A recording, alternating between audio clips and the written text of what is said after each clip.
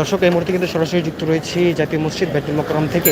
এখানে কিন্তু শিক্ষার্থীদের উপরে পুলিশের নৃশংস হামলা চলছে এবং এখনও চলমান।